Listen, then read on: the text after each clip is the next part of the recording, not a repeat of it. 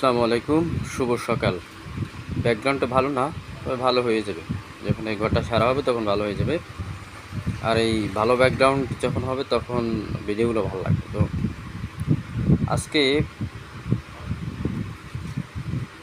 সবার উদ্দেশ্যে একটা কথা বলতে চাই, সেটা হচ্ছে যে আপনারা একটা প্রবাদ শুনেছেন যে হাতি ফাঁদে পড়লে পিপিলিকাও লাথি মারে। আসলে বাস্তবে কিন্তু এটা সত্য। দেখেন, বিগত যে সরকার ছিল সেই সরকারটা ছিল মানে 15.5 বছর, আর তার আগে 2 বছর অর্থাৎ 17.5 বছর অন্য কোনো দল ক্ষমতায় ছিল না, শুধু আওয়ামী লীগ বাদে।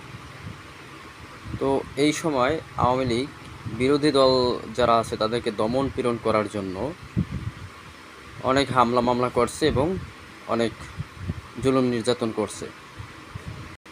তো একটা সরকার সে ক্ষমতা থাকার জন্য বিরোধী দলকে দমন পীড়ন করতেই পারে, কিন্তু বিষয়টা হচ্ছে লেভেল। দেখেন, আপনার যে লেভেল, আপনি সেই লেভেলের যে যারা আছে তাদের সাথে পাঙ্গা নেবেন।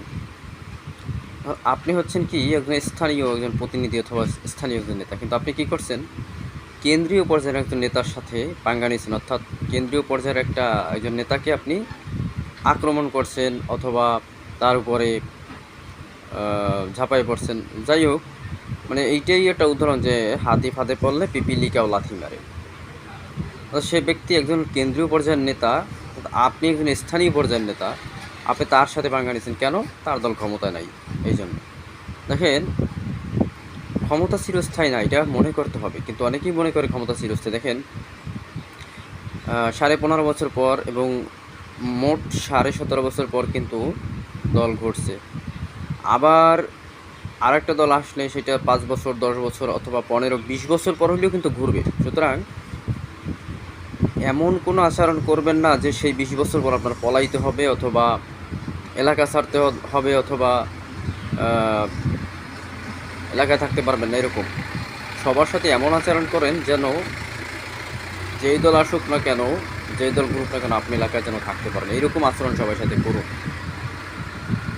আর লেভেল অনুযায়ী পাঙ্গা নেবেন, অর্থাৎ আপনি যেই লেভেলের নেতা সেই লেভেলের লোকের সাথে পাঙ্গা নেবেন। এর চাইতে বড়, অর্থাৎ কি বলে যে ওই পিপিলিকার মন্ত্র, পিঁপড়ার মন্ত্র না যায় না, সাপের গর্তে হাত দেবেন না। সাপ ধরতে হইলে সাপের ওজা হইতে হয়, যে সাপ যারা ধরে সাপুরে হইতে হয়। তো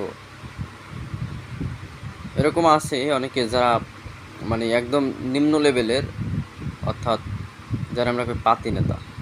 পাতি নেতারা কেন্দ্রীয় পর্যায়ের নেতাদের নিয়ে হাসি ঠাট্টা মস্কারি করে, বা আক্রমণ করে বা বিভিন্ন ধরনের কথাবার্তা বলে। যেমন একটা উদাহরণ দিই, একটা মহিলা, ওরা তো সবাই খোঁজে এখন, ও যে পদ্মা ব্রিজে উঠা বলছিল, তারিখা দেখা যা আমরা পদ্মা ব্রিজে উঠছি অমুক সমুক।